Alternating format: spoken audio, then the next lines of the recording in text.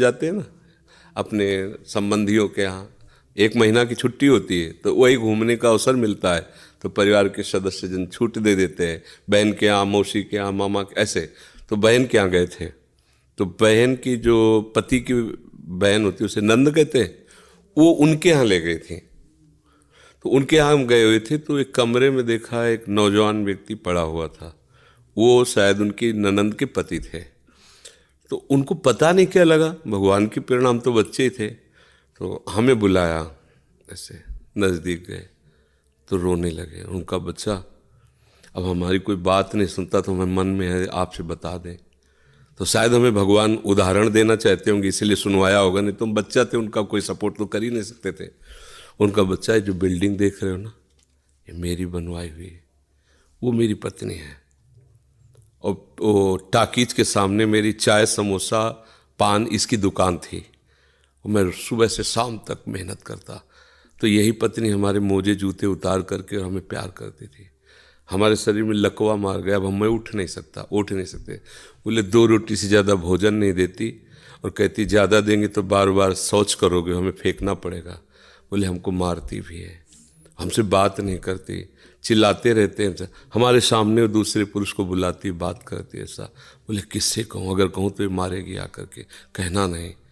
तो हम बच्चे थे, पर वो बात हमारे दिमाग में, हम बार बार सोचा इस विषय कि मेरे से क्यों कहा। तो शायद मुझे शिक्षा भगवान दिलाना चाहते थे, एक उदाहरण हमारे दिमाग में।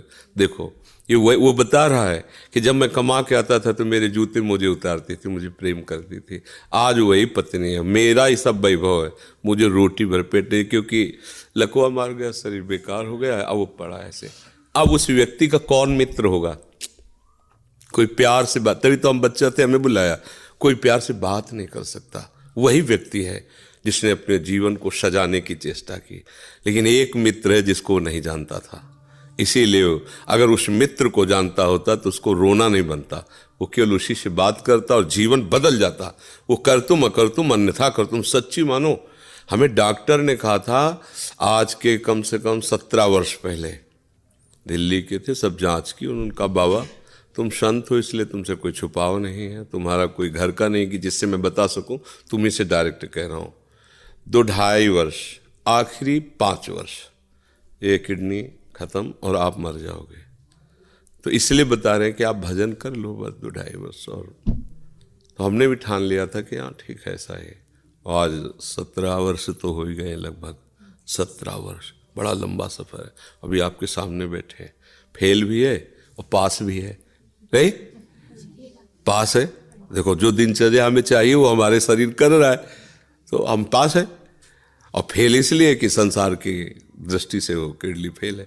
अगर भगवान का भरोसा ना होता तो सोचो आज हम कितने परेशान होते, शरीर को लेकर, पैसे को लेकर, कितना खर्चा, कैसी दवाइयाँ, कहाँ से डॉक्टर कहाँ लाते, क्या कुछ नहीं करना होता। वो अपने आप डॉक्टर रो करके कहते कि मेरी सेवा मत छीनना। बैठे हैं हजारों कोस दूर और रोज संपर्क, महाराज जी की क्या इस समय स्थिति है, अच्छा ये दवा दे देना, अच्छा आप ऐसा कर दे। तो हम देखते किसका दुलार है, जिनको 1000 रुपया दे के समय लिया जाता है, वो फिर बात करते हैं, वो भी अपने ढंग से। आश्चर्य की बात, वो डॉक्टर, उसे दुनिया से क्या मतलब, रुपये से मतलब है। लेकिन श्री जी, ये है प्रभु का प्रताप। हर व्यवस्था कैसी तुम्हें बताया, जब हम उनकी तरफ देखते हैं तो हजारों हाथों से दुलार करते नजर आ रहे हैं, हजारों हाथों से प्यार करते नजर आ रहे हैं। ये कैसे चलता है? अब हमें कुछ किसी से मांगना नहीं, किसी से कुछ कहना नहीं, अपने आप सब व्यवस्था होती। ये हमारी नहीं, भगवद आश्रय होने की बात है। अगर भगवद आश्रित नहीं हो तो वह अमल पत्नी होती, बच्चे होते, किसी के काम की तरह नहीं गए थे, तो क्या कहते, तेरे दिन इसे 4-5 हज़ार रुपये डायलिसिस के लिए चाहिए, दवाइयाँ चाहिए, भगवान उठा लो, ऐसे कह, पूछ लो भगवान इनको, वो कहती इनको पूछ लो। संसार का खेल है ऐसा।